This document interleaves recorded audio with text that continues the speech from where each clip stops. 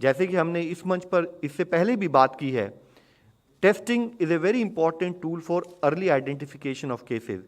इसी के लिए जैसे जैसे केसेस में बढ़ोतरी नोट की गई, देश में टेस्टिंग के अनुपात को बढ़ाया गया और हमने देखा कि ऑन एन एवरेज पिछले हफ्ते भी हमारे देश में 18.29 लाख टेस्ट प्रति रोज की औसतन किए गए और एक स्थाई पर जहां हम देश में केस पॉजिटिविटी ओवरऑल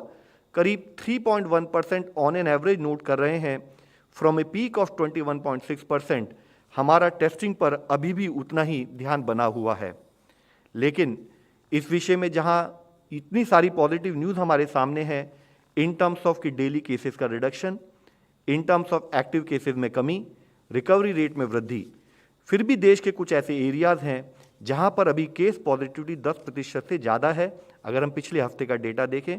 जिसमें मुख्यतः 71 जिले देश में ऐसे हैं और जहां पर 10% से ज़्यादा है, जिसमें आंध्र प्रदेश के 9 जिले, अरुणाचल में 13 जिले, मणिपुर में 7, मेघालय में 8, राजस्थान में 10 जिले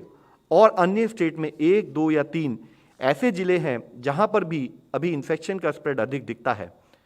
हम आपसे मुख्यतः यह हाईलाइट करना चाहते हैं, जैसे कि केसेस में कमी नोट की जा रही है, हमें यह समझना जरूरी है कि अभी भी हम सेकेंड वेव से जूझ रहे हैं और इसलिए ज़रूरी है